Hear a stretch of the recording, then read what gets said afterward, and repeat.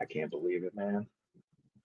It's less 3 weeks or less from football, all from meaningful football. I know, I know. Week zero's got some decent games too. Yeah, there are a couple of decent games, but I mean, you know, when Josh Pate doesn't count, week zero, I mean, I'm good enough. I'm good. Yeah, I'm at good with least it's that. entertaining, and I can bet on them. Absolutely. Hey guys, welcome back. Episode number 4, SEC Front Porch, talking SEC and all of the fantastic member institutions that are included in the SEC. And tonight is going to be an absolutely fantastic show. I'm pushing these things out on Twitter. Make sure you're following the SEC Front Porch at SEC Front Porch. The daddy of Tennessee football fans, this guy right here, Daddy Donnie, Seth Meredith at RO_CO_Vols. I'm Jason Williams at JW Sports 704. We are trying to do some things that are a little bit, kind of different, pushing some shows, all at once, just to kind of, not all at once, but a few a week, just to kind of get through some of these previews before we actually have meaningful football. Did you get a chance, Seth, to play any golf this weekend, as you had mentioned to me that you may? I did, yeah. So I'm part of a private course up here, so it's pretty easy to get tee times there. Especially when it's hot. All these old dudes don't want to play. So yeah, I got in some yesterday. I got in some this morning. I'm playing again tomorrow morning. So I try to play like 3 or 4 times a week. Yeah, I got you. I mean, that's something I've always wanted to do. The Top Golf option seems to work better for me. Personally, I've had a lot of fun. I've never done like professional golf on a course. I've only heard good things about it. But yeah, it's been so hot here that it's absolutely like impossible. It feels like it's impossible to be outside. So it's one of those things where I'm not even I'm not even like attempting to do so. I spend a lot of day, as you do, outside as working. So it's like whenever we have an opportunity to like not do that, let's stay inside. Um, Absolutely. I've also just so for I've got the live chat pulled up tonight on my phone over here to the side. I'll be checking it out. So last week a bunch of people jumped in the live chat, and I felt bad that I didn't get to kind of interact with them. So we definitely encourage that.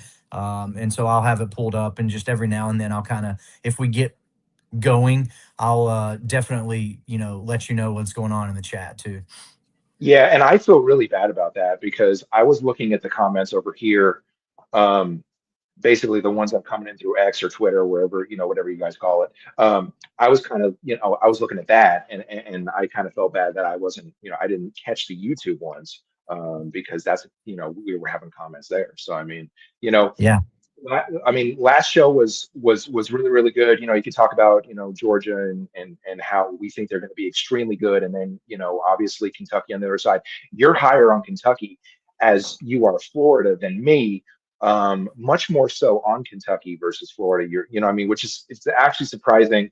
Um, I think that kind of continuing what we were talking about, Will Stein is going to surprise some people, just not this year. Um, you've got in this particular show, I mean, this is probably, as we try to get some people in here, I'm pushing everything out on Twitter, but hoping to get some people in here because it's going to be a really good show. You've got two teams that are going to be at or near the top. I mean, you could say for LSU and Ole Miss that these are top 4 or 5 teams in the SEC. Um, Lane Kiffin is in Baton Rouge. That's a big deal. You've got Pete Golding taking over full time, obviously in Oxford. And the thing about that is Lane Kiffin still hasn't won a playoff game because he decided to leave, which we know that college football is stupid, right? Like we know there's the rules are dumb. Once the game starts, it's wonderful, but the rules are stupid. So you know, he gets to leave and he doesn't win a playoff game. Pete Golding does a really good job and is a silly, stupid pass interference call from making it probably the national title game.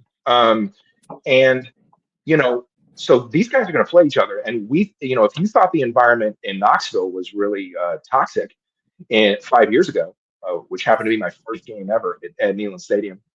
If you thought that environment was toxic, oh, do I have some news for you? Okay, because week 3, Lane Kiffin decided to take a job with LSU, and he's got to go back to Oxford.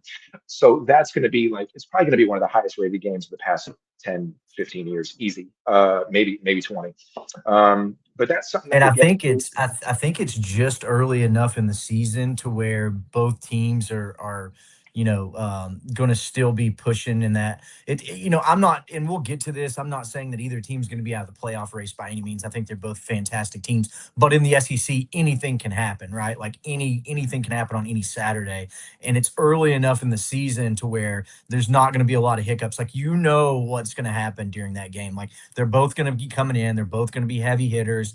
And it's just going to be a badass environment, man. And like, I'm jealous as a fan to not be. I mean, if I was either team, I would be spending as much money as possible to go to that game because the environment in Oxford is just going to be absolutely electric.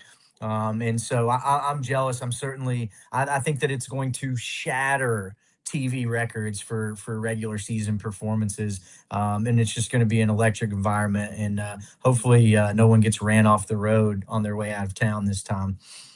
Yeah. Speaking of LSU, let's talk about them. We're pulling up their 2026 regular season schedule here, as I have it. Um, it out of the gate is not. We talk about. I mentioned some things that are not fun for teams. We've talked about that over the a handful of times over the 3 episodes that we've done, and this is now number 4. Um, but this is not going to be fun for LSU to start the season against Clemson. This game is it's going to feature a lot of different layers to it, and you look, you've got Death Valley versus Death Valley, right? And this game I think is perfect. It's a perfect open for Lane Kiffin because they're paying this man a lot of money. They expect results, and I, you're going to hear a lot from me about have to have games. Which games are these? Which games do Lane Kiffin have to have? And he's got to have this one. And I think he's going to get it. I think it's going to be a really. I mean, we hear about week 0, we hear about week 1, we hear about what the difference is. You're going to know it immediately because this game is going to, if I'm not mistaken, it kicks off the schedule. No, it doesn't. It's at night. Oh baby. uh, Another reason to pick LSU, in my opinion. So I mean, it's going to be a really good game, but I'm going to take the Tigers to go 1-0. The LSU Tigers, that is. Yeah, and these games are so important. Like even if one team's heavily favored, obviously Tennessee has their Georgia Tech game early on. It's not week 1, week 2, but these games are incredibly important because it just gets the momentum going, right? Like you're setting up, and especially with a lot of turnover like LSU has, which is a tremendous amount of turnover. But you're bringing in Kiffin, you're bringing in Weiss, you're bringing in Levitt. I mean, there's just so many moving parts that are going on. The receiving core, Jace Brown, I know he came over from K State. Eugene Wilson came over from Florida. There's just so many moving pieces.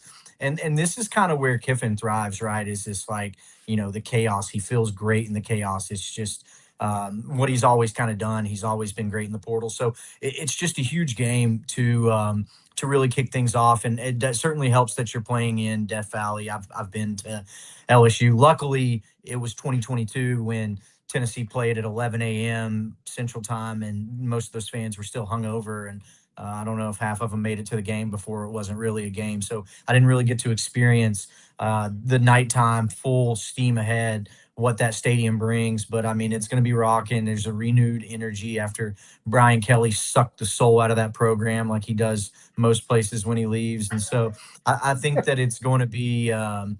I think it's going to be a really good start for LSU. I mean, I don't think that it's going to be particularly close. I think they flex their muscle. I think Dabo is just now kind of starting to wrap his arms around the NIL portal era. He's been doing a terrible job, and his teams have just completely fallen off. I know he made the playoffs a couple of years ago, 2024, but other than that, I mean, it's just been really a roller coaster and mostly heading in the wrong direction. So I think that Clemson's going to be improved, but I think that spooky things happen, weird things happen down in LSU at night, and it's just so hard to beat them in that stadium, and especially in night games. And I think it's 6:30 their time, 7:30 Eastern time, so it'll be a night game, and it'll be electric. And um, I think that they're fired up. I think that they're going to make a statement. I don't see it being within 10 points. Yeah, I don't know what the spread is, but if it was 10 and a half, I would take the over. I would take LSU. So I think LSU rolls in that one. Yeah, the one thing that we have different on is I think the game is going to be a single digit game, whether it's late, kind of maybe a garbage time type of situation where maybe they make it close and they try to do an onside kick type thing, or maybe LSU goes up by two possessions on a field goal late. I think it's going to be it's going to be closer than that. That's the only place where we differ. Yeah, and for Yeah, me, it yeah, just comes down to Clemson's having that quarterback competition right now with Tate they are. Reynolds and what's the Yeah, guy's name? Vizina, I think, Christopher Ye- Vizina. And something like so that. Yeah. I mean, you're really breaking in a new quarterback coming to LSU. I mean, LSU, I think their defense is not what I'm concerned about being cohesive whatsoever, right? They bring back Blake Baker. They've got some big pieces coming in. They got their two edge rushers. They got Princewell, and then they got Jordan Ross coming in from Tennessee. So those aren't two guys that you really want to see coming at you first game of the season when you're breaking in a new quarterback. So that's for me where it comes into play is like even if LSU's offense takes a little bit to kind of get that cohesion because it's so many new parts, which I don't think will be the case.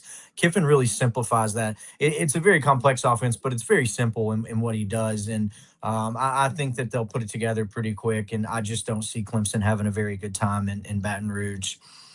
Yeah, we can agree on that. Definitely 100%. I was going to skip Louisiana Tech unless you have something on Louisiana Tech that I do not know about. I don't want to be rude. Yeah, you know what I mean. But No, yeah. um, Yeah, it's not baseball either, where LSU fans will tell me they get bored in midweek games against in-state opponents. So I think they take care of that one pretty easily. so 2-0, we have them both 2-0, and here we go. Here it comes. This is definitely, so we talk about games of the decade, right? We can talk about Tennessee and Alabama 2022 all we want. That was one of the that's probably going to be a top 10, top 5 game of the decade. This game may be the best game of this decade. It may be the best game in the regular season. Let's be clear, okay? This is not going to outshine, certain games playoff wise, in the playoff era, 2014 to now. I'm going to keep that separate. What I'm going to say is this game, regular season wise only, is going to be first or second best game of the decade. It might be even the first or second best game of the last decade. And we talk about juice and a game that has so much flavor, and it's really quite delicious if you think about it. So Lane Kiffin leaves Ole Miss when he gets into the playoff first time. He gets into the playoff, he leaves. It's such a it's I don't even know if I want to call it a disaster. I think drama, like if you look up drama in the dictionary, Lane Kiffin's just sitting there smiling while doing hot yoga. That's that's just that's just Lane Kiffin.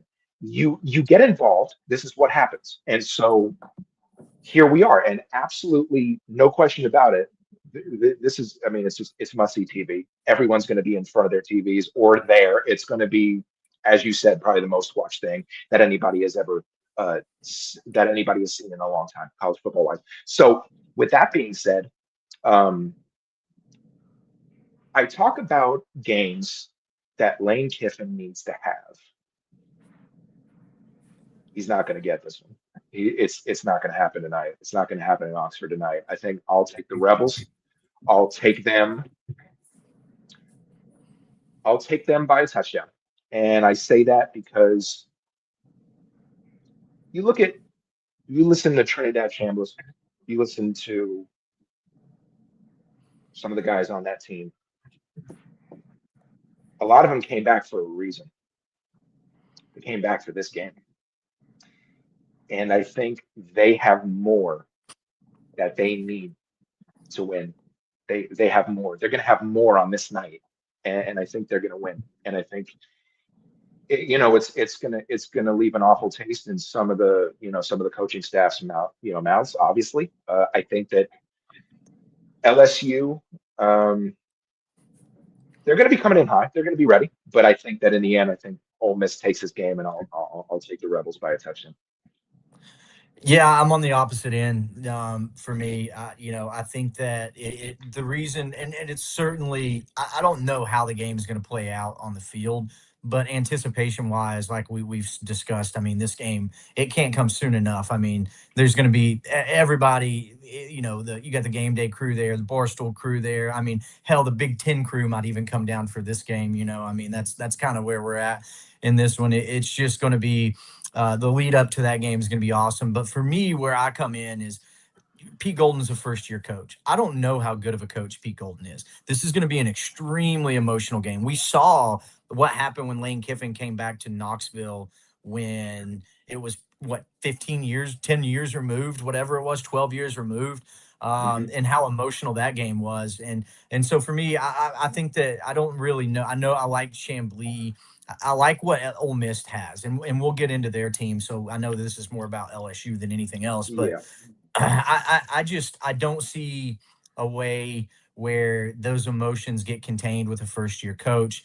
I give me LSU, and for me, I'm huge on Trades Green, their tight end, and because Levitt likes to break off, like that's what Levitt does. Now he's fantastic when he gets the pocket and he can do it, but we saw in the playoff when he's at his best is when he's breaking off routes, and they have the perfect mix for these things. I mean, Jace Brown is electric, man. Like that guy is so shifty. He reminds me of kind of like a KC Concepcion. We'll see if he can stay healthy. But Jace Brown, I love Jace Brown. I'm a huge fan of Trades Green, and I think that it just really ties into what LSU is looking for. The biggest question mark for me is going in is the running game, right? I know that they got Dylan Jones from Wisconsin, but he only played like 7 games with turf toe last year. So we'll see where I know they're super high on that freshman Barry that's coming back.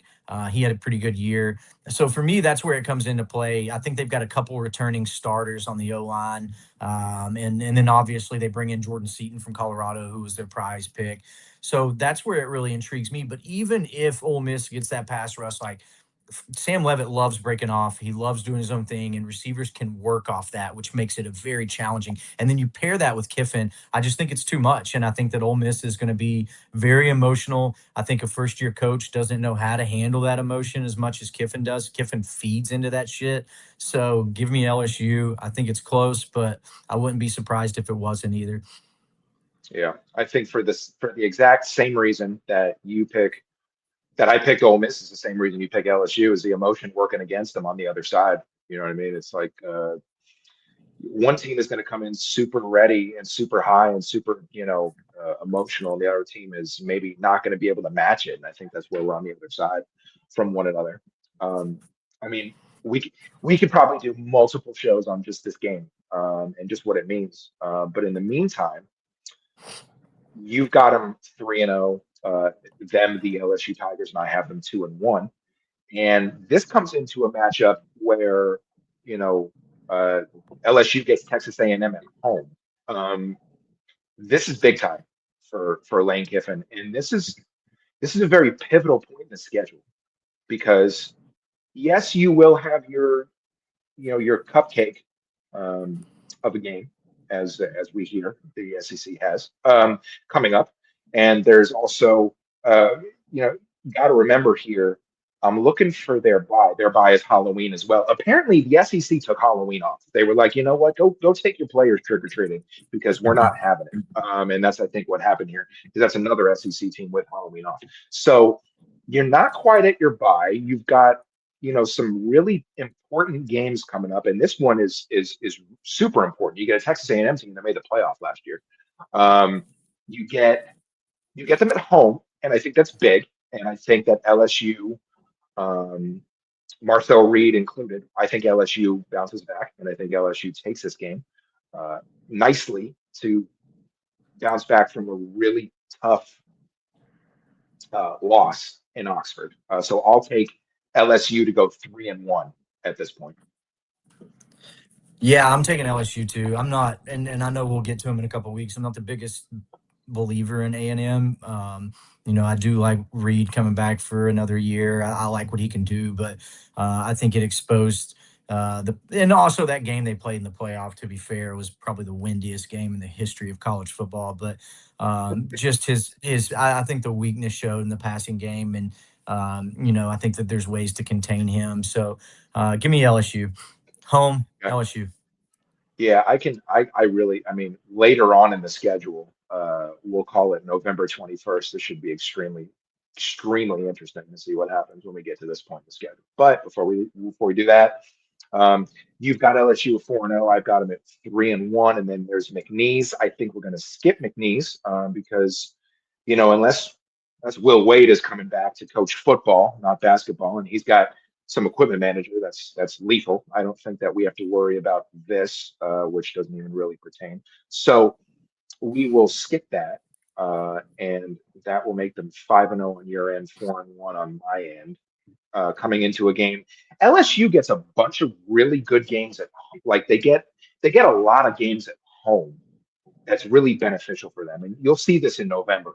A couple of them in November, for instance. But right now, October 17th, Mississippi State, the Bulldogs come in. Jeff Levy, obviously, I think at this point, if he's not, I mean, I think he's fighting for his job at this point. This is just me personally. I don't like it. I don't have to like it, but I think that's just a fact in college football. I mean, if he's there or not at this point, I'm not sure. But Mississippi State comes in, and I'm going to take LSU. Obviously, Kiffin. Here's the thing about this game. I will say, Kiffin has a game every year that he loses that he shouldn't. And you could say that about any coach, but we're talking specifically about Lane Kiffin. He has, we'll call it a stinker. Okay. This happens. Now, is it this game? I don't think so. I'll take the Tigers. But a game to watch out for. There's a couple of them also to watch out for as we get closer and closer to the end. But I'm not going to take it here. I'll take LSU to win, and I'll take them 1, 2, 3, 4, 5, 6, 7. I'll take them to be. Oh wait, I missed one, didn't I? I sure did. Kentucky. I just said all that about Mississippi State, and I completely. I was wondering where you're going with that. I'm sitting here looking at the schedule, and I'm like, don't forget about the big blue wall now. Yeah. So I mean, everything I said about Mississippi State. Hold on, because we'll just go right back to that pick right after I get to this. Okay. So at Kentucky, talking about a game where this is a tough spot for Lane Kiffin because he, as I mentioned prior, he has issues with struggling against certain teams in certain places. Didn't Ole Miss struggle with Kentucky recently? I believe they did. Yeah, they got knocked out of the playoffs in 2024 by Kentucky, and that was Kentucky's only SEC win that year. It was bad. It was really, really bad. I'm not going to take that at this point. I will take LSU to win in Lexington, and that will make them 1, 2, 3, 4, 5, 6, 5-1 on my end. Yeah, I don't think there's much pushback from me.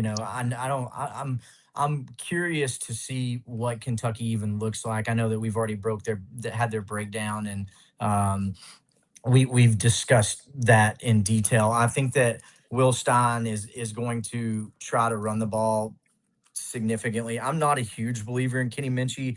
I just think that LSU's defense is going to be a lot better than even what's advertised this year. I'm a huge fan of Spears, that they play at their star. This guy likes to come downhill. He plays tough. And like I said, I just think having Blake Baker back just really brings a lot to that. Whit Weeks, he's got to play well every week, or I don't know if he'll be seeing Landry Kiffin much longer. So, but I just think that any chance that Kentucky has is to dirty a game up. How Kentucky beat them or beat Kiffin 2 years ago at Ole Miss because the game was dirty, right? Like they make it so dirty and run it and do everything they can to control the clock, and that's just not going to happen here. And so give me Kentucky or give me LSU over Kentucky. Yeah, having defensive personnel back on this LSU Tigers team is really really big for Lane Kiffin, because it just the just continuing what they were doing. I mean, we could talk about how bad Brian Kelly is, or I mean, maybe bad's not a good word, or just not up to par. But defensively, I think that they had a lot of good things going for them. I don't think it was completely defensive lapse that caused LSU's problems. A lot of it gets pinned on the offense and Brian Kelly. So to be able to keep some of these defensive personnel pieces is really big for Lane Kiffin. So neither one of us have pushback when it comes to LSU in Lexington against Kentucky. You've got them undefeated, 6-0. I've got them at 5-1. Mississippi State, I just did a whole spiel about Mississippi State, and I skipped a game. So what we'll do is, I'll just ask you directly. I don't think that there's going to be an issue at home for LSU against Mississippi State. Do you see any issue in this game for the Tigers? Where I'm at with Mississippi State is they're better than Arkansas, but I think that Levy's a pretty good coach who's not getting a lot of credit because Mississippi State's just a trap of death. Mississippi State and Arkansas are two of the hardest places to win, even more than like at least Vandy's shelling out money now, right? Like Mississippi State and Arkansas are not, but Kamario Taylor is a ball player, man. Like that guy is a freak. And I just watched shout out Brooks Austin, Film Guy Network. I just watched his breakdown of Kamario Taylor the other day, and it's impressive, man, what this kid can do.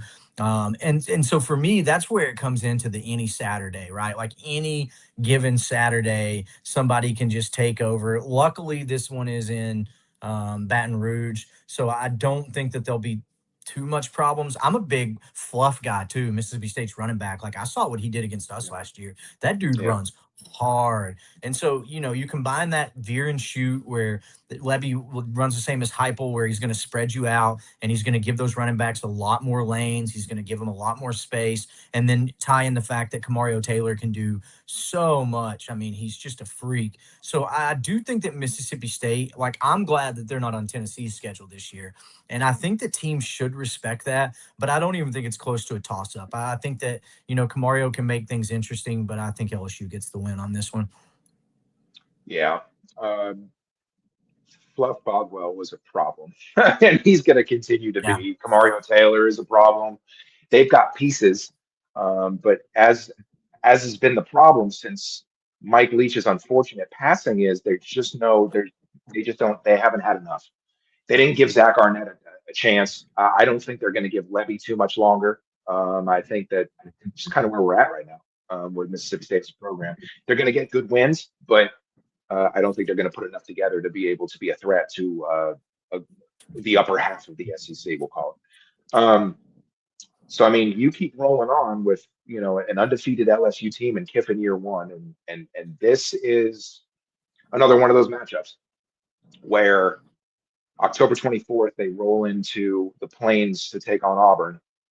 And I mean, I toyed with this one for a little while on where I was going to go with it. In the end, I will take LSU. I will take them to win it late. It may be overtime. It may be a couple of overtimes. We know Alex Golich can coach. I don't think there's a doubt in people's minds. We don't have to convince people. We talked about Auburn. I think Auburn, me and you both picked them to be better than, a lot of people are in year one, but we know that this guy can do a lot of good things talking about Alex Golich. So I think that this is going to be, it's probably going to be one of the better games in the SEC this year. Sneaky good where people aren't really thinking about it, but I'll take LSU. Like I said, could be overtime, could be two, but I'll take the Tigers to prevail. Yeah, I know that we've done our Auburn breakdown too. I'm just not high on them. I think that at least with Levy, right, like with the Veer and Shoot and Heupel, they've had kind of years to mold that offense when these defensive coordinators start picking up on how to beat these teams. They've had the experience of, okay, we need to evolve. We need to figure out things that are going to work. And I'm not saying that Golish can't, right? Like it's very easy to watch the film, right? Everybody gets the high view 11V. Everybody gets the film now. So I'm not saying that he can't, but he just hasn't done it. And I think that it's going to be something that's a trial and error. And also like these new coaches like Stein, like Golish, like yeah, they hit the portal. They weren't as competitive as some of these other teams that are hitting the portal that are more established and they're throwing money at it. But they're trying to build more from the ground up. You see them attacking the high school ranks, like they're going after these high school classes and their recruiting classes and trying to build from that. And they're getting really involved in that. And so I think that some of these coaches will be good. But it's just so hard to ask an SEC coach to win now. This isn't the Big Ten where I get it, like Sig, I'm not taking any credit away from what he did, but you win your three marquee matchups, and the rest of it you're playing a winless Purdue team. So that it's just so difficult week in and week out, like for these new coaches to have to win these toss-up games. And so I think that Golish has a pretty down year. I think LSU takes care of business in that one in the Plains. I've been to the Plains too. It's a great place to tailgate, but it wasn't the most intimidating of environments. Now I know that it can get loud, but I don't think it's within the top five of the SEC. So I think that LSU takes care of business there. I mean, so picture this, you know what I mean? You make the move to get Kiffin, you fire Brian Kelly, and you got to pay the entire staff to go away, and then you hire Kiffin, and you got to pay all this new staff to come in. And out of the gate, if you're your LSU folks, you're listening to this, you're watching this, and you got Seth Meredith, Daddy Donnie, right, talking about how LSU 2468 is 10-0. No, sorry. 1, 2, 3, 4, 5, 6, 7, 8. 8-0. Sorry. If I can count. 8-0 to start the year. Right. I think that LSU fans are feeling pretty good. All right. They're feeling pretty good. The next three games for LSU are Alabama, Texas, and Tennessee. That's the next three games. So it's probably going to get a little bumpy. But at this point, if you're LSU, you just got to win. I mean, I don't think you want to lose 2 out of 3. But even if you do, you're a two-loss team, and you're probably a playoff team. Now, it does depend on what's going on with Notre Dame, who plays Notre Dame opponents. Okay. It depends on what else is going on, because it's not just about the losses, it's about when they happen. And this is November. Okay. So you probably don't want to lose twice, but you can lose once and you could feel pretty good about it. And we talked about on the first episode of the show, the Alabama preview, when we did that. And this is very important that I don't mess this up again. But I am very sure, and please correct me if you remember, that I picked LSU to beat Alabama. I believe I did that. And I think that's what's going to happen here. I'm not changing it. I can't change it because then it makes the Alabama prediction stupid and null and void. So I'm going to take LSU. And this game is at home in Baton Rouge, as is Texas. But for now, we'll talk about Alabama. And this is another one of those big time matchups where I think it's probably going to be a night game, because if you look at the schedule that week, there. I'm not saying that LSU and Alabama is the best game, but I'm saying that that's probably going to be another night game. Let's just say it is, because it's. I'm pretty sure it's flexed. So what they're going to do is they're going to probably put this at night, and if they do, it's going to be very, very difficult for Alabama to win this game, no matter if it's Alabama or not. And Texas is the same. And so I'm going to take it. I'm going to stick with my pick, and I'm going to go LSU. Yeah, this one's tough for me. I think that this one is kind of where the slide starts to happen a little bit. But it's tough for me in the sense of like, where is Alabama going to go? Right? Is Austin Mack going to be that guy, or is Keelan Russell going to be that guy? Because if Keelan Russell's that guy, this is the point in the season where that starts to become pretty dangerous, right? Like this is the point in the season where he's played away games, he's gotten control of the offense, he's been in film rooms, he's seen mistakes happen, he's probably seen a lot of mistakes happen, and he's kind of developed that sense of like, okay, what's next, not making the same mistake twice, kind of thing. For me, if you remember, I had Alabama going to the playoffs. I had We did. Alabama winning this game, and that does not change. I am taking Bama to go into Baton Rouge and start the skid of what I think keeps LSU out of the playoffs, if that's a sign to come.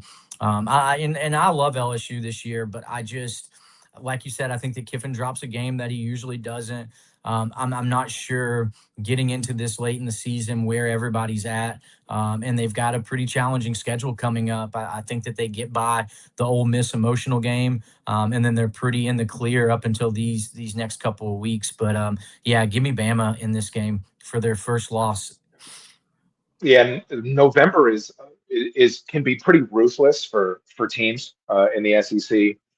This is about where in the schedule you would see this gimme game. The McNeese game would have usually been either here or the following week, but because it's not, um, and I know we don't want to, I know folks don't want to give the SEC any schedule leverage, right? Because they're playing 9 conference games, and they're playing against a lot of these teams are playing top 15, top 20 teams, like they're in the same conference, and so these teams are really tough. I know we don't want to give the SEC any breaks, quote unquote, and by we I mean everybody else. But you know this, like the Louisiana Tech or the McNeese game, that would have been here, and so because you don't have it, and I'm not complaining, I'm saying that LSU now has to play Auburn, Alabama, Texas, Tennessee consecutively. There is that bye, which is right before this game, this Alabama game. So they will come into it. We'll see about health. Obviously, if you've got, you know, big injuries, I don't think that 1 week is gonna, 1 extra week is gonna help. But kind of is what it is. But you've got them at 8-1, as do I. We took different ways to get there. Uh, the Ole Miss game is a loss for me, for the Tigers, and the Alabama game is a loss for you, uh, for LSU. As we get into Texas, November 14th, this game is also in Baton Rouge, and I'm going to take the Longhorns. And it's pretty simple. I think we don't really know. What do we know about Arch Manning? We're going to talk about Texas. We don't really, in the next couple of weeks. We don't know much about him other than his last name. We know he's super talented. We know that he's got a lot of upside. We also know that he came on really strong at the end of last year. And this game is at the end of the year. And I think by that point, Texas has played Ohio State. They've played Tennessee. They've played Oklahoma. They still have to play A&M. But before they do that, they play LSU. And I think they're going to be seasoned enough to walk into Baton Rouge, and Sark is going to pull some magic out of his hat, and he's going to beat the Tigers. And I think that's going to give LSU their second loss of the year. And what could be a skid, or what could not be a skid, I think that my co-host sitting next to me has a little bit more nuts than I do, but we'll find out. But I think that Texas wins in Baton Rouge. Yeah, I don't know how good Arch Manning really has to be when you've got Hollywood Smothers and Raleek Brown behind you. Raleek Brown, I'm just so high on, man. Like the guy's a stud, and Hollywood Smothers too. I mean, I think that was the best running back in the portal by far. But Raleek Brown kind of goes under the radar of what he did and how good he was at Arizona State, and just coming out of the backfield, he's special too. And I watched the game against. Where he had 200 something yards. It was. I'll come to me if I was just talking about it last night with some friends, but he's great. Smothers is just dynamic, and then on the outside you've got Ken Coleman and Ryan Wingo that you're throwing to. I mean, it's just like it's an embarrassment of riches for Texas. So I don't really know how good Arch is.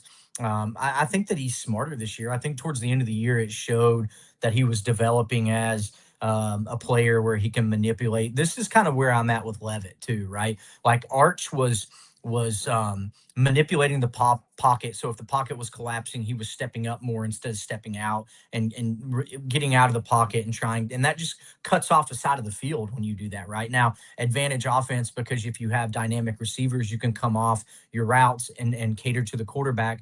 But when you can kind of manipulate the pocket and step up, and then it gives you those running lanes to where if you want to rush, you can, but it also opens up the field more and it keeps everybody in. And I saw him doing that a lot. Whereas Levitt, when I was watching him in the playoffs a couple of years ago, last year he was hurt, so I can't really go into what he did too much because I don't think he was 100% for most of the year.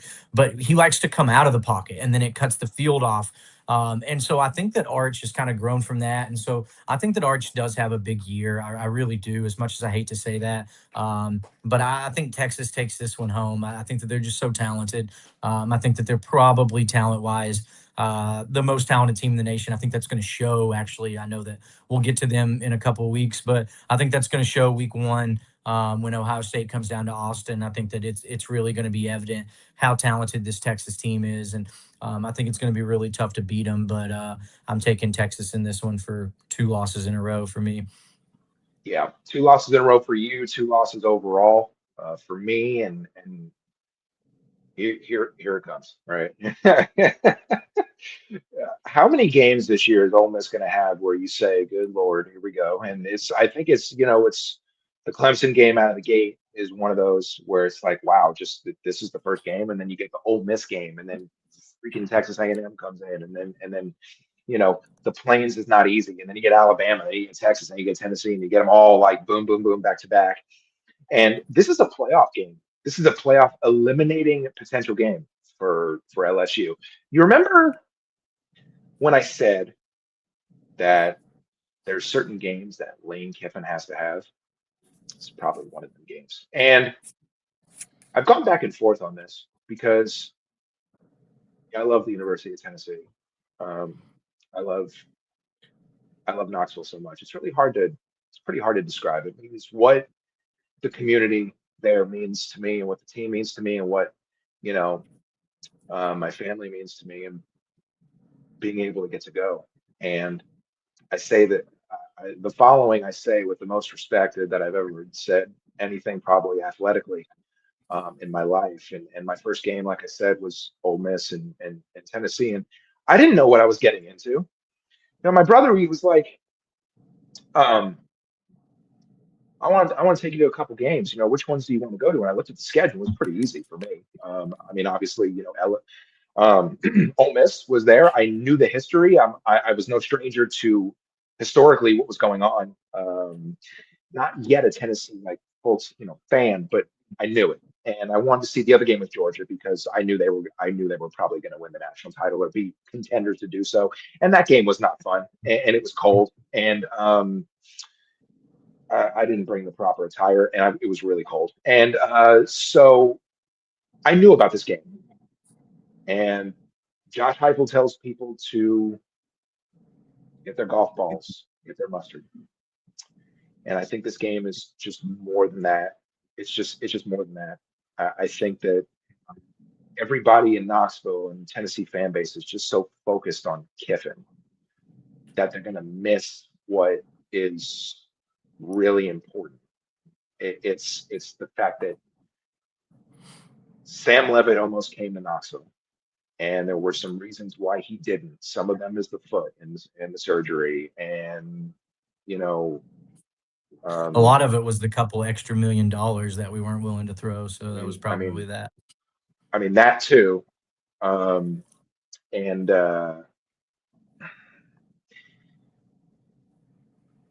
LSU is extremely talented. So is Tennessee. This game comes at a really, really bad time for Tennessee. It just does. It's not. Don't hate me. It's not personal. It's. I'm going to take LSU. That's what I'm going to do. And oh, by the way, if you have a question, comment, emotional outburst, anything, you could put it in the chat.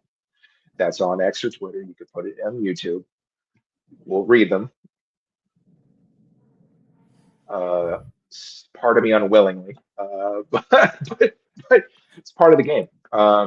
It's part of the game. I've gone back and forth on this. My phone's blowing up right now. But by the way, we have a family group chat. It's blowing up. Yeah, it's pretty bad. Um, do I change my pick? Oh my God, my phone is going nuts. Okay. Don't let the peer pressure get to you.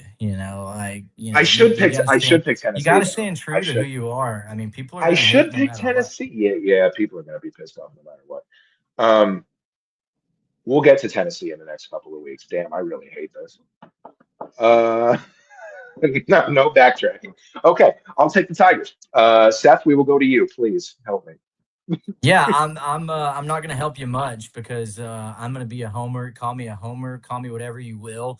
I like this. I know that like a lot of people don't, and I'm usually very rational with Tennessee. I said 8 wins last year, right? Like I didn't, and that Joey came out and did what he did. Where I thought they were 8 wins was much different than where they ended up with 8 wins. I thought it was going to be a nightmare on the offensive side of the ball. And we had a top 10 defense returning with a ton of starters coming back.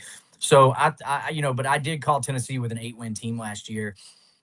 This year, I'm not too concerned about the offensive side of the ball now. I've doubted Heupel enough to where I just think that, and you got to think about it like this: what a lot of people aren't talking about with Tennessee, everybody's talking about the quarterback competition with two young quarterbacks. First off, this game's in Neyland, so it's going to be loud. I've seen Neyland loud. I've seen it alter games.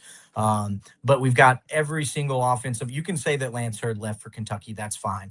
But we upgraded with David Sanders, and every single other person on that line returning is going to be a starter outside of Ori Williams, who was an LSU guy who, was battling with, I believe, their right tackle, Weston Davis, quite a bit last year. But if Ori takes the job, you've got 4 returning starters on the O line. You've got Bishop, who returns as a 1,000-yard rusher. You've got 2 wide receivers who are top 5 in the league, over 800 yards receiving.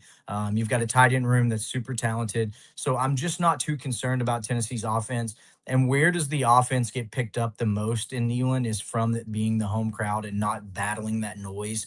I think that Faison eventually wins the job within the next couple of weeks. I think Faison starts the season and wins the job. I think he's a playmaker. I'm concerned about Tennessee's defense, but I'm not too concerned. I think that Tennessee takes this one. I think that it will be a pretty high scoring game from SEC standards. I think that probably does favor LSU, but damn bias be damned. I'm gonna hang on to my bias, and I'm going Tennessee in this one for the third straight game to knock LSU out of the playoffs. I think that, and maybe not. Maybe a 3-loss team goes to the playoffs.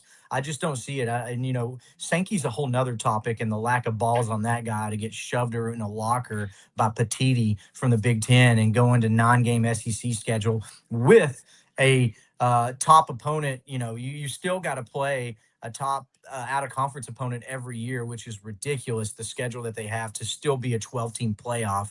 But I wouldn't doubt if a 10-team SEC team got snubbed last year in Vandy. So I would say that 3-loss SEC team's probably going to get snubbed this year. So I think it knocks them out, but I think it's a get right game for Heupel.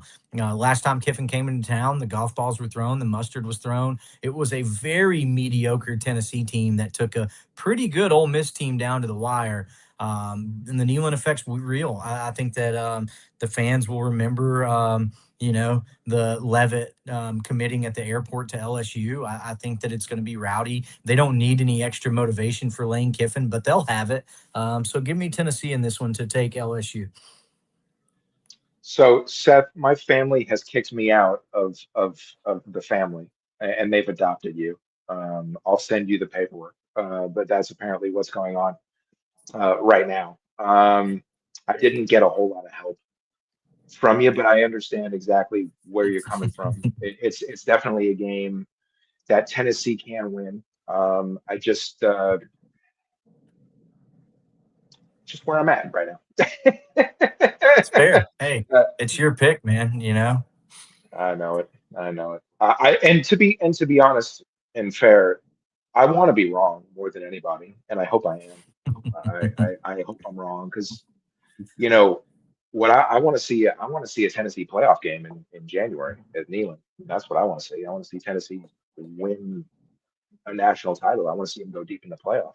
That's what I want to see. Just something's telling me. Something was telling me to pick LSU, and it's look, when we get to Tennessee's schedule, I think I will save a little bit of face. But until then, I'm sleeping outside, is the way that it looks right now.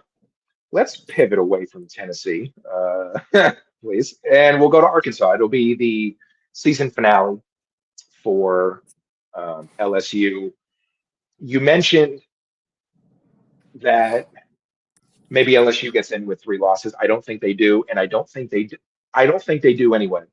But because they all happened in a row, if they happen back to back to back, I just don't think it's going to happen. If it was spaced out, maybe, but still no. So I don't think it's going to happen. But at this point, they're 9-2 in for me, and they're 8-3 for you. So they're essentially let's call them out of the playoffs.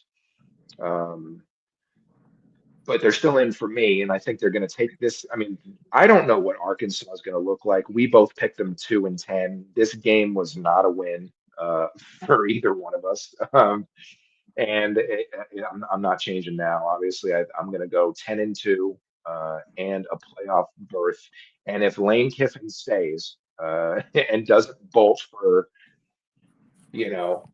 Bama. I was going to say Alabama when they throw Kalen DeBoer out because because they're sick of him and he's not Nick Saban, so go figure.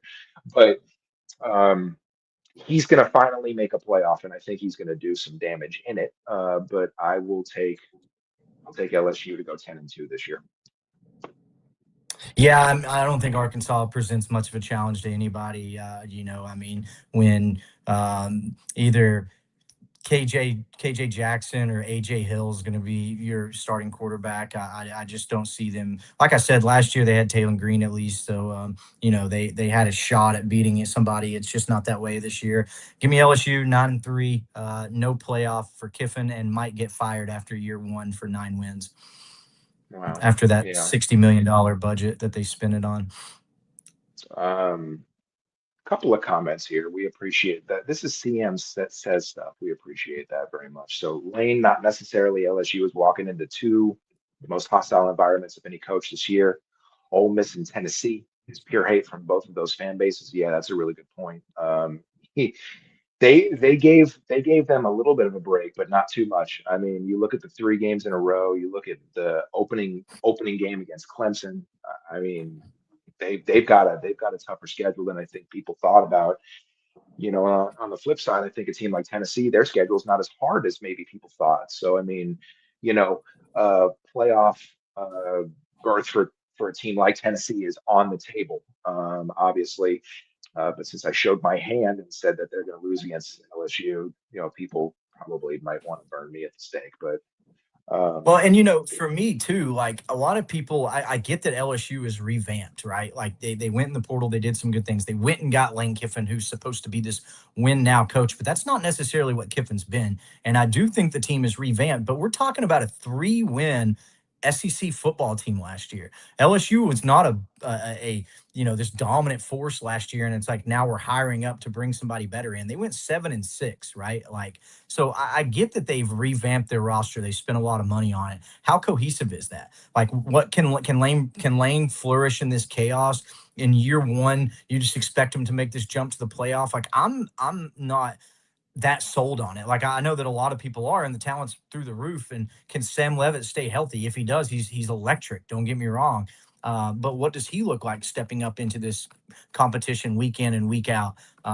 So that's where I'm at with it. Is I really like LSU. I think they're extremely talented. I think that they could make the playoffs. They could go into Neyland and win by 21 points. Like, I don't know. But at the end of the day, like, it's not ridiculous to think that they're not a playoff team just because you spend a ton of money on this roster. They spent a ton of money on the roster for Brian Kelly last year, and they were a 3-win SEC team. So that's kind of where I'm at with LSU. Is I could be very wrong. They could be 10-2, 11-1. even heading into the playoffs. It could very well happen. I'm not an expert by any means. This is a fan show, but in my opinion, I think that Kiffin is really good. Do I think he's a miracle worker? No, I think he's one of the better coaches in the SEC, and he makes his offense very quarterback friendly. And when it's humming, it's absolutely humming. But for me, that's where I'm at. I'm at 9-3, and I think that they are maybe a year or two away from the playoffs. CM says stuff also through this one at us. Heupel mentioning the golf balls and the mustard at media day tells me everything I need to know about Coach Josh Heupel and how he took Lane showing up to Knoxville for Levitt, which he did. That was really interesting. Game is circled whether he admits it or not. It is. It absolutely is. You don't come to the SEC media day with seniors, right, and say that. Heupel's not usually a quote machine. He's usually like. Fundamentals and technique, right? He's usually out there on the grass, in the room. He's confident. He's got confidence in this team. He's usually very closed-lipped, but he hasn't been. He called the Arion Carter suspension bullshit, which it is 100%. That man has not said these things in the first 5 seasons. So he's confident. He's got a strength and conditioning coordinator and his team that is elite. He's got a defensive coordinator that you can call one of the better ones in the game. I mean, he won a national title 2 years ago and got put in that Penn State mess last year. If you look at Penn State's defensive metrics in certain areas, they were still a top name it, top number, top 20, 30, 40 in certain metrics. I'm not saying they were a great defense last year. I'm saying certain metrics they were top whatever in. And that's because of Jim Knowles. He didn't give up on that team even when James Franklin was fired. And he won a national title, as I said, the year before. And if you look at where he's been, Oklahoma State included, his defenses get better every year. If Tennessee had a top 20 or 30 defense last year, what would they have been? Okay. They had injuries too. Anyway, we'll get to that another time. That was LSU. That was our preview there. Make sure you follow the show at SEC Front Porch. We're sitting on the porch talking Southern football, talking college football, the best conference in our opinion. Yes, we know the Big Ten has won 3 national titles in a row. We just don't really want to talk about that because they're top heavy, and then the rest of the conference is whatever. That's just the bottom line. But you know what? Their schedule's not that great, so they rest and they win their games when they need to. Process Piping says he's got LSU at 9-3 with losses to Ole Miss, Texas, and Tennessee. Good man. Smart man. That's why he's my brother. He's a smart man. You know ball, sir. He does. He like basically picked every coach that got fired last year. Like he was like, yeah, that guy's gonna get fired, and then boom, Monday morning he was fired. That guy's gonna get fired. Sunday night he was fired. I was like, God, how do you do this? He's just something about him. He's really good at some of these things. And yeah, I continually say that the best job in the world is a fired SEC coach. I mean, think about that. Most of them are represented by Jimmy Sexton. They have these ridiculous buyouts, these Jimbo Fisher, Ed Orgeron buyouts where they're getting paid $40 to $60 million on the way out the door. I mean, everybody was like, oh, Ed Orgeron was so classy leaving LSU. I'm like, yeah, the dude's going to Destin with his 28-year-old girlfriend with an extra $45 million in his bank account for not working. Like, of course you're going to be very grateful on the way out. So failed SEC coaches, head coaches is a dream job. Yeah, I mean, Jimbo Fisher's not complaining, and also Brian Kelly, who's going to be announcing Mountain West games, he's not complaining either, I'm sure, except when it's like 12:45 and he's talking about, yeah, you get a 9:30, 9:30 a.m. slot on CBS Sports app talking about football for $2,500 a Saturday, but you've already got $40 million in your bank account. Yeah, it's a dream job. So anyway, Ole Miss. Yes, yeah, let's do Ole Miss. Before we do that, if you want to blow me up like the group chat in my family is doing about what I said about Tennessee LSU, you could do so in the chat. You could do it on YouTube as well, and be sure and follow Seth He's the daddy Donnie of Tennessee football, and knows a lot about not just football, baseball, basketball. SEC Tennessee at RO_CO_Vols. I'm Jayson at JW Sports 704, and let's move to Ole Miss, because it's really like, obviously one of the games we talked about. There's some games obviously that aren't going to matter as much, but this team is you know to start off the year is not. I'm not saying it's the easiest game to start off the year, but I think that they're going to get off to a good start, and we'll see how it ends. But Sunday, a Sunday game, September 6th, Ole Miss will take on Louisville, um, and this game is in Nashville. Uh, it is a night game on a Sunday, and I think that everyone is just when you thought you're full of college football, you end up with this game, which I think is going to end up being better than people think. I will take Ole Miss. I don't think that any team, um, you know, any Louisville team with Jeff Brom is going to potentially cause you some problems, right? Um, but I think that what's going to happen here is Pete Golding is going to just, and Chambliss and those guys are just going to do what they got to do. They're going to get out of, they're going to get out of Nashville. They're going to leave 1-0, and they're going to go home, I believe. Yes, they will, and they'll be one win, no losses. Yeah, I think that Louisville is probably going to be a pretty decent team. They got the Conholtz kid coming from Ohio State, and we'll see where that's out. Isaac Brown, in my opinion, is the best running back in the nation. That guy is absolutely electric. I mean, he's a game changer. He's a game flipper. I mean, he can just flip a game at any point, anytime. You got to contain him. Luckily, Pete Golding is. I don't think that Ole Miss is going to be lacking on the defensive front next year. I think that they're still going to be pretty stout defensively. So I like Ole Miss in this game, but I do think it's closer than what most people have. I think the spread will probably be. I don't know. I think it'll be double digits. I think it'll be 10.5. And if it was me, I would take Louisville, but I wouldn't take them to win. But I would definitely take the points. I think Yeah, it'll probably be a touchdown game. But I do think that Ole Miss handles business. yeah. I can see this game has like sneaky good close in the fourth quarter written all over it, and I think that's probably what's going to happen here. The opposite will happen the next week. It's a short week technically for Ole Miss as they come home and they get Charlotte, a school that I'm familiar with living in the area. I mean, obviously, they're not very good. They weren't, at least they weren't last year, and they are making some adjustments to Jerry Richardson Stadium. They are making it bigger. There's some money there that's coming in. Obviously, they're trying to inject some positivity in the program. I think this game is just another one of those. An AAC team or an American, we'll call it, American Conference team comes in and they get pounded. And I don't, you know, I, I don't know if they're getting paid to come in here to get pounded, but if they're not, they should because it's probably going to be pretty bad. I'll take Ole Miss pretty easily over the 49ers to go 2-0. Yeah, Ole Miss all the way. Um, we talked about, I don't know if you want to make any other points in this LSU Ole Miss game, but we talked about it. You have LSU, I have Ole Miss. Is there anything you want to add?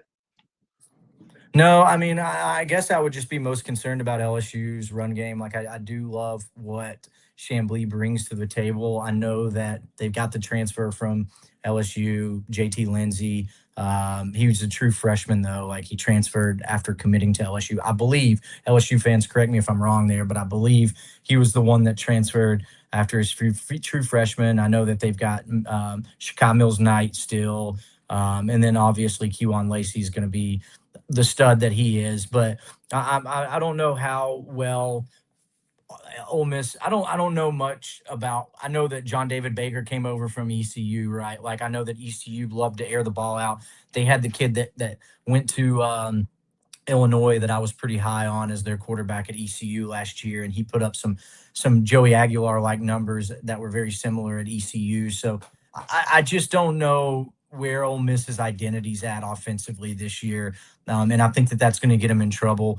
I do think that Keywan Lacey is the man. I think that Chambly is the man. I know if I'm Ole Miss, I'm actually excited about Jonte Cook coming over too. From he started at Texas, and then we played him at Syracuse last year in the opening game, and he gave our secondary. I mean, who didn't give our secondary fits? But the guy's Yeah, quick. yeah, He's electric. He can come across the middle. He's just a tough player.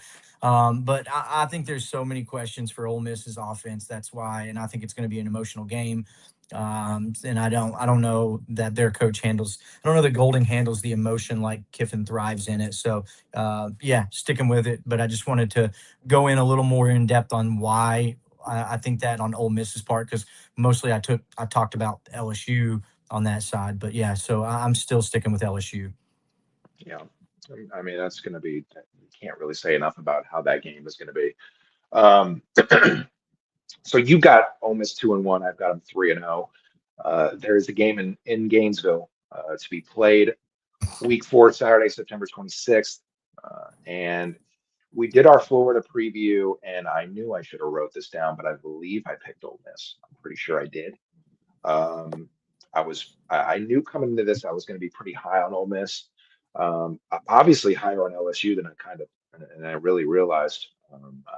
Kind of looking at the schedule and then thinking about it and then looking at it again. Obviously, just really, I'm more high on the Tigers than I kind of thought. But for Ole Miss, I kind of knew that I was going to be because of the focus of all these players coming back after what happened when Lane Kiffin left, and I think this is going to there's a theme this year. I think the SEC is going to have a wonderful shot to get 4 teams in at least. I don't know if they get a 5th, but I think I'm confident in a 4th, and I think we can you can pinpoint where these teams are going to come from. And Ole Miss was there last year, and they have a lot that's back. They have some new, but they've got key guys that are back, and I think that's going to carry them. I think they beat Florida on the road, and I think they go to 4-0.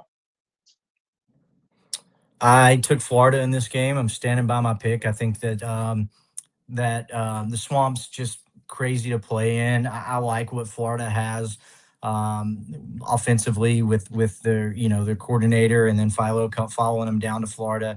I know that everybody thinks Emory Jones might win that battle. I don't see it. I think that when the bullets fly and they start going through scrimmaging and stuff, I think that Aaron Philo takes that job. And the swamp's just so difficult, man. Like I've been there, and literally your players are 10 yards off the field. Like it's nuts how close that fan base is. And I'm sorry, Ole Miss fans, like I really am. You can light me up for it, but I am just you will see a pattern here of I am not nearly as high on Ole Miss as I am as most people in the nation are. I think that Pete Golding was a panic hire to keep the team intact for the playoff run. I think that playoff run was a lot of Charlie Weiss Jr. doing his thing, and him and Chambly being on the same page and just clicking. And so I think that Florida takes this one in the swamp. And yeah, I think that it's just a really tough place to play. I think it's going to be an emotional hangover of sorts for Ole Miss because of the LSU game and not getting over that hump. And I think that it'll be a little bit of an emotional hangover for the remainder of the season, that game. So give me Florida for Ole Miss's second loss in a row. Yeah, I mean, that would be tough for them. Look, their schedule, just looking at it as we'll get further into it, but the schedule is tougher um, for Ole Miss than maybe some people realize. But yeah, I mean, you would have them at this point at 2-2, and I would have them at 4-0. And that leads to a game in Nashville against Vanderbilt after their bye week. So they have the bye week. It's not Halloween, which is rare apparently in the SEC. It's October 3rd is their bye week. On the 10th, they get the Commodores on the road. I'm not. There's not really a ton to say here. Um, whether Vanderbilt's quarterback situation is, settled or not, I don't think it matters who it is. I think that Ole Miss goes into Nashville and gets a victory. to stay undefeated in my predictions. Yeah, for me, I'm kind of wondering if last year it didn't happen, which I guess it did. I'm just going to give Vanderbilt fans some shit a little bit here, but it's such a destination spot for most teams. Like teams want to go to Nashville and watch a game. So honestly, it's almost 50-50 fan base. So I don't even know if this is much of a true away game for Ole Miss.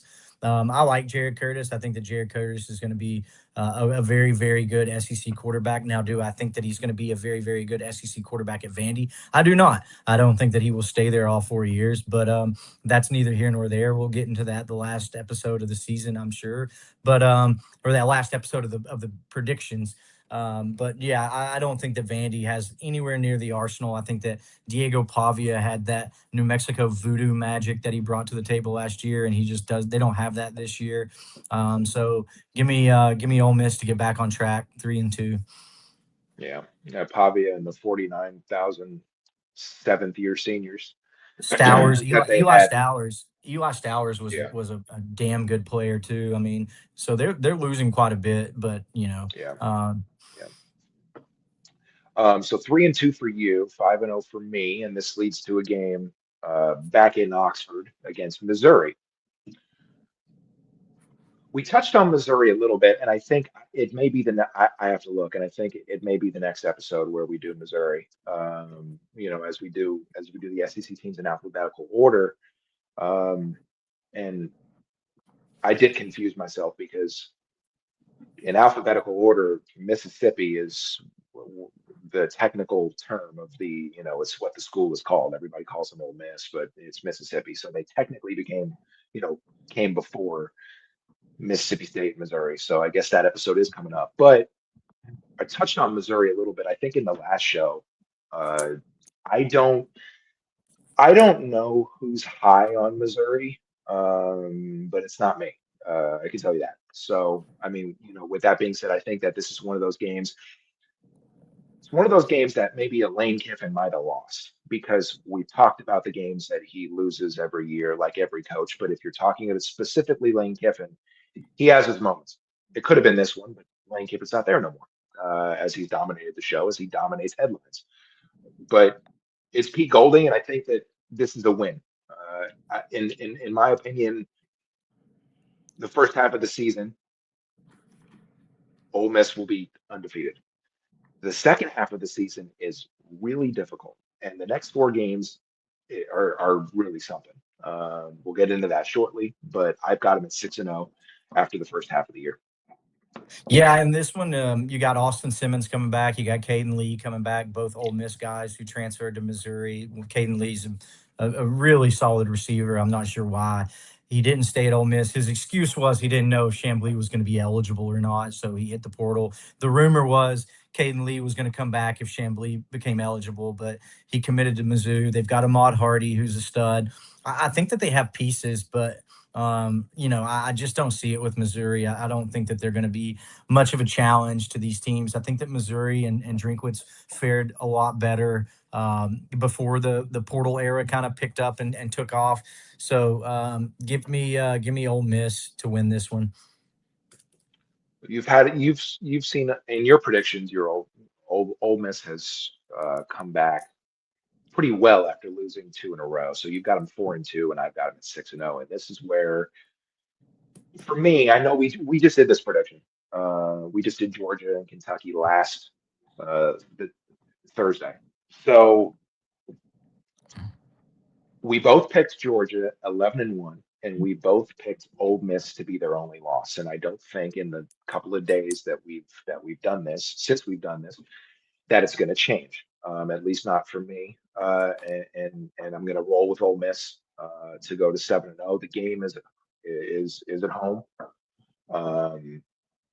and I think that Georgia's gonna be really good. They're going to drop a game. This one's Texas. This one's Texas. Did I do that again?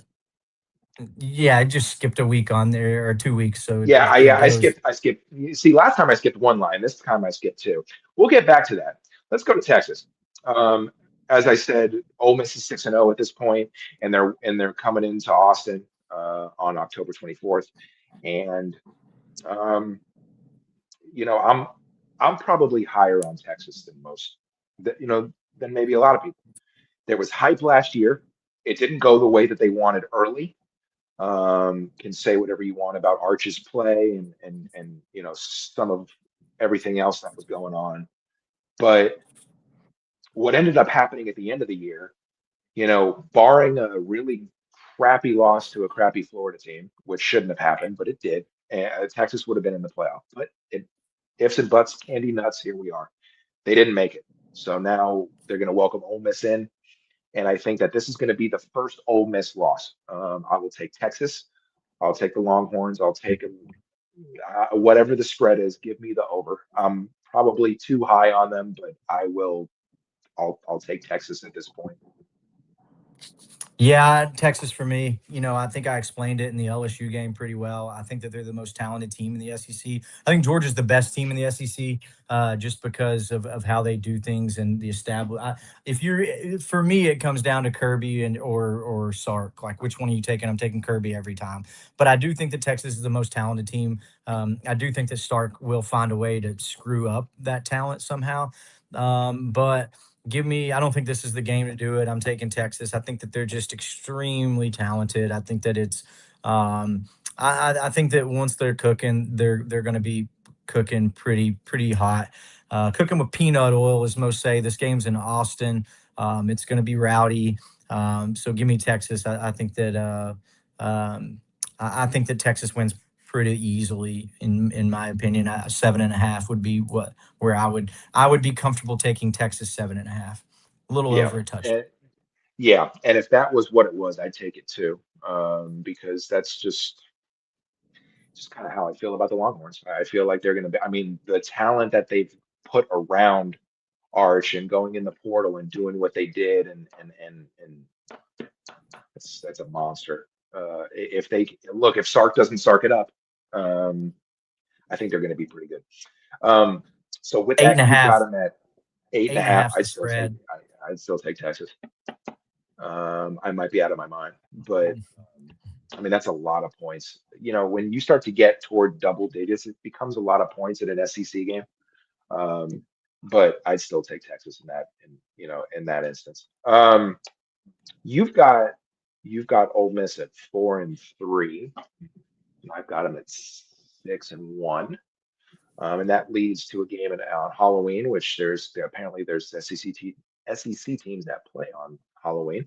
Auburn comes in to Oxford to play the Rebels, and I think, like I said, I'm really high on Alex Golish. It's just not going to happen this year. I do think they make a bowl game. I think we did those predictions, and there is a bowl game in Auburn's future for this year, which is great for their program after everything they went through with Brian Harsin and Hugh Freeze and they ended up with a really fantastic coach. I didn't want Alex Golish to end up in the SEC because I like the guy, and I don't want to have to hate the guy. He ended up at a program that is easy to like, except for 1 week in October, where when these two teams play each other, Tennessee and Auburn, I should say. I don't have to like him, but at least he didn't end up in Florida. At least he didn't end up at LSU. At least he didn't end up at a place where I really don't want to like him. But saying all that to say, give me Ole Miss. Um, Whatever the spread is there, I'll take Ole Miss in kind of a flipping my decision there from the last game because I think that Ole Miss is going to come in pretty pissed off, and I think they're going to take it out on Auburn. So I'll take Ole Miss. Yeah, I don't think that there's much of a chance here. Like I said, when we broke Auburn down, I'm not sure that Byron Brown can throw the ball more than 30 yards down the field. I think that's quite a bit of an issue. So give me Ole Miss. We've already broken down Auburn, and Yeah, I guess I'm higher on Ole Miss's offense than what the record's showing. I just don't know what identity they're going to have. Like, I really don't. I don't. They don't have Charlie Weiss there anymore. I'm very high on Chambly. I'm very high on Kewan Lacey. I don't. I think there's a pretty significant drop off. I think there's talent behind them, but it's unproven. I don't. I just. I don't. I'm not. I don't know. I'm trying to. make myself feel better about where this is going to go in the next couple of picks. So, yeah, I think that they're good enough to handily beat a team like Auburn, who is still in very much rebuild mode. And not every coach is going to be a Signetti that just turns it around in 1 year. That's just unrealistic expectations, and that's not going to be Auburn. Yeah. I mean, a scary program to say the least. Like I mentioned this to, I think I might have mentioned this to my brother. Uh, when Tennessee has to go to Auburn in 2 years, and if Golish is still there, that's not going to be any fun. That's probably going to be hell I to think it's actually do. I think the way it works is 3 years. So I think that what they do is they rotate every other year. So the teams that we play at home this year in 2028, we will go 8, to theirs. right? Yeah. So Yeah, it'll be in 2 years. So next year we'll get yeah, back to the Georgia, the Floridas, the yeah, teams that we're yeah. not playing this year. Great. Yeah, man. It seems that I wasn't upset to see go off the schedule will be back, and that 2028 schedule is going to be really hard. Um, but so you got them at 5-3. I've got them at 7-1, and that leads to the Georgia game. And I again had a spasm. I don't know what happened there, but I skipped a line and 2 games this time instead of one. But uh, we did our Georgia preview a couple of nights ago, and uh, I mean, this was Georgia's only loss, in my opinion. Um, as we're rolling through this, it does appear that I am much higher on Ole Miss than you are, but we both picked Ole Miss to win this game to be Georgia's only loss. They have to have one. I mean, they could go undefeated, but I think because their schedule is not as hard as originally thought, or maybe the way it lined up, it's just not as hard. And the opportunity is there, but I think for the Bulldogs, it's probably a good idea to lose a game just to take that pressure off. Some teams don't feel it. We've seen it in past years that teams can go undefeated. But I think it would probably be good for a team like Georgia just to drop one, just to get that pressure release. And I think it's going to happen against Ole Miss. But me and you both picked that. Um, and is that something that you've been thinking about changing, or are you going to roll with that one still? No, and it simply comes down to the fact that I just couldn't take Georgia to go undefeated. Like I think they have a slip up one game, and I do think that Ole Miss is Georgia's kryptonite. Like when Chambly just kind of, and maybe towards the end of the year, this is where Ole Miss really proves me wrong. Where it's just like, I heard on Ari and Andy, the On Three podcast the other day, where they were talking about Faison Brandon and how when you're in the red practice jersey preseason, like you really don't know how much of a gamer he is because when anybody gets close to you, they just blow the whistle, right? Like you can't come close to the quarterback. And I'm not, and we've all seen what Chambly can do last year, but Chambliss, I keep calling him Chambly I like saying it with the accent, but we all know what Chambliss can do. Um, and so, but that's where I think that we're at with him, right? Is like maybe at some point this season they just kind of realize like, hey, we just need to release this guy. We need to just let go of the reins and just let him do his thing because what we saw in the playoffs against Georgia last year was absolutely spectacular and none of that was scripted. I mean, some of it was, don't get me wrong, but like the big plays that he made, the electricity that he brought when he was coming out and they couldn't stop him. It was when the play broke down and he just made it work. And so like maybe that's where they get to, but I just don't see it happening and I think that if they do get to that point, it's an extremely dangerous Ole Miss team. But I think that with this new coordinator coming in, the John David Baker from ECU, I think it's going to be much more scripted. I think it's going to be much more structured, where it's like, hey, we run this play, and so that's kind of why I'm lower on them. But yeah, still give me Ole Miss in this one. I do think that it's Kirby's kryptonite because you can dial up. Georgia is so disciplined defensively. When you have somebody that can break a play down like that and just kind of reroute everything and just go off of pure whatever he's doing, just pure talent, pure ability. I think that that really messes a guy like Kirby up. It always messed a guy like Saban up. Running quarterbacks destroyed Saban. It had his hair in knots, man. Like they couldn't handle it. And it's because you're so disciplined on defense. It's like, hey, these are your lanes, right? Don't let anybody out of your lane. Hey, this is your drop assignment as a safety. Hey, as your linebacker, if we're in zone, these are your drop assignments. And a guy like Chambliss can just destroy that. He just can destroy it in one single play. So give me Ole Miss. I think that it's Kirby's kryptonite. I think that they bounce back, they get this win, and it's a very, very, very, very, very good win for Ole Miss. So 6-3, I believe you have them, and I have them 8-1. This is something I've kind of gone back and forth with. I think it's really easy to just kind of chalk everything up at this point because 3 games left, right? Oklahoma, Wofford, and the Egg Bowl. And the Egg Bowl's at home this year.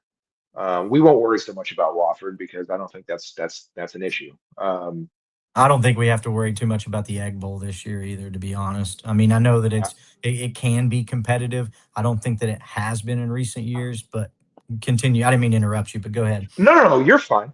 No, I mean, the Egg Bowl has seen its share of upsets in the last handful of years, obviously, when it comes to Mississippi State. I agree with you on that. Um, I think that there's a slip up for Ole Miss, and I think it happens in Norman. I think, look, it's a mid-November Saturday night potential game, and I think that I just don't think that Ole Miss is going to run through the schedule with any less than 2 losses. And I think that there's a point right now where I think that Venables is going to have John Mateer ready. I think Mateer's going to have a great year. They've got, you know, he has what he needs. I'm probably a little bit higher on Oklahoma than most. I know they went to the playoff last year. I know that, well, like I mentioned in prior episodes, Venables needed that, had to have it last year. You're talking about a guy who people were like, I think we're going to move on from this guy if he doesn't start to do something soon. And he did. He did it, and he had to have it. And so I'm probably going to be a little bit higher on them, obviously dissecting their schedule as we get closer. But I'm gonna take a slip up here for Ole Miss. I'm gonna take Oklahoma. And it may be one of those, it just kind of may be one of those games that Ole Miss isn't ready for whatever reason. Not that they're looking ahead because it's Wofford, not that they're looking ahead because it's Mississippi State, but because maybe they're riding a little bit too hot. So give me Oklahoma in this one to beat the Rebels.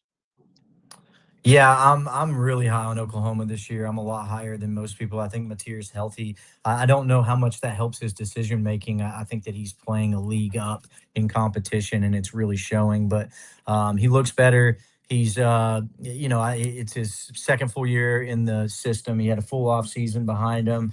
I'm just extremely high on Oklahoma. Their defense is always going to be fast. It's going to be physical. It's going to play downhill, which kind of feeds into what Ole Miss's strengths are with Chambliss, with Kewan Lacey. I think that their corners project to be very good matchup corners, which really takes out of the Deuce Alexander's. Horatio Fields is going to have a good year, I think, for Ole Miss.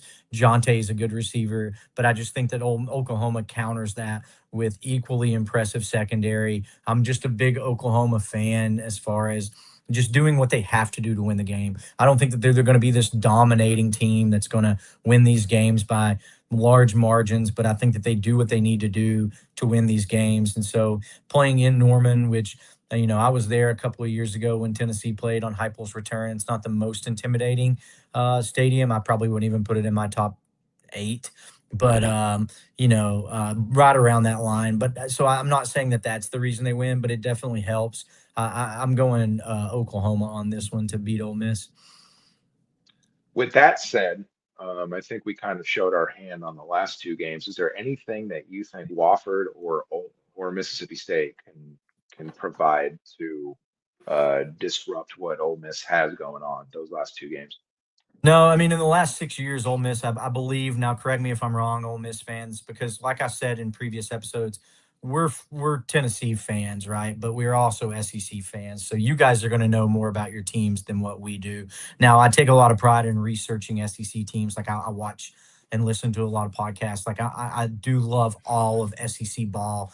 And but I mean, if you're an avid and hardcore Ole Miss fan, you're gonna know. You're gonna be watching the press conferences. You're gonna be knowing the ins and outs of that team. So you are gonna know more than me. But I believe in the last 6 years, Ole Miss is 5-1 in the Egg Bowl. I just don't think it's been very competitive the last 6 years. Now, I do think that Levy is better, but I think that this is probably Levy's last year. I think that Kamario Taylor becomes a very hot commodity on the transfer portal next year. LSU fans that are still here may be looking at your starting quarterback next year. Who knows? I mean, maybe it's Longstreet. I don't know. But I do think I am extremely high on Kamario Taylor. I think he's an extraordinary athlete. I think he's a very good quarterback, but I don't think that they push Ole Miss too much in Oxford. So give me Ole Miss over Wofford and Mississippi State to win the Egg Bowl. So 8-4 is what you've got, Ole Miss, and I've got them at 10-2. I think that there's kind of like with Kentucky, there's kind of a middle ground, right? Like you picked 5-7, the Wildcats will go 5-7, and I picked 3-9. There could be a 4-8, right? Obviously, and I think there could be a 9-3 type of scenario here as well. You're not as high on them as I am, and that's kind of what makes this fun, is that to kind of see, everybody's opinion is different, and that's what makes this such a fun show, a fun thing to do. And we got more of these coming up. The next episode will be, we're hoping to do one Tuesday and Thursday of this week. That's the goal. Obviously, if things happen, we'll, that it'll be on our socials. So make sure and follow the show at SEC Front Porch, and make sure you follow Seth over there at RO_CO_balls, and me, JW Sports 704. But the next show we're going to do is Mississippi State and Missouri.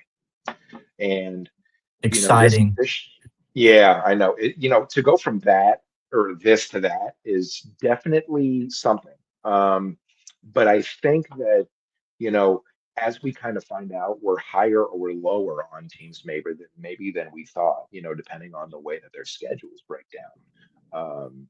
But before we get out of here, any final thoughts, Seth, before we let folks enjoy the remainder of their weekend? No, no. I think it's going to be two very talented teams, and like I said, in defense to Ole Miss, they could wind up 10-2, 11-1. They very well could. They've got the talent to do it. I think that it was a panic hire for Golding, and I think it was the right hire at the time because it held the team together, and they made an incredible playoff run. They were one bad officiating call away from beating Miami to go to the national championship game, right? Like it was a crazy, crazy playoff run, and I don't think that could have happened without a guy like Golding running the show. Maybe that carries over. Maybe all that momentum carries over, and this camaraderie carries over, and what they did in the portal to make up for all the guys that Kiffin packed in his bags and took with him to Baton Rouge. Maybe that carries over, but I'm just not as high on him as some. I've seen what this league can do to new coaches. It can eat you up. It can spit you out. Typically takes a couple of years, but obviously this isn't trial by fire. He's already experienced some big time games on some big time stages, and he looked pretty damn good doing it. So who knows what happens? I could see him going 11-1. I could see him going 7-5. I could see him dropping that Georgia game, and if that happens in my predictions, they go 7-5. So we'll see. It's going to be a fun year. I think that Oklahoma fans, or excuse me, Ole Miss fans have a lot to be excited about. I think that they have a fantastic team, and I'm a known dullard, so don't listen to me. If you do, you'll wind up broke with your bookie. So, it could be an exciting year where you've got a lot of talented players, and I'm just excited for it to be back and see if I can prove everybody wrong with my predictions. Yeah, this is the best time of year. I mean, I talked about it last show. This is one of the better times of the year, if not the best. I mean, you've got, fall camp is well underway, with some teams getting into the multiple double-digit practices as we get, into the middle of August, and, 2 Saturdays away or less now from week 0, and 3 Saturdays or less from week 1. And Um, this is just fantastic. It's great to be able to do this. We appreciate everybody who's here. We've got a great crowd. This is the most people we've had, and um, just to kind of continue that momentum, make sure you follow us on socials. The handles are there. Um, be sure and hang out with us, this upcoming week as we continue these previews, and then as soon as these are over, we'll have meaningful football to talk about, and it's just the absolute best.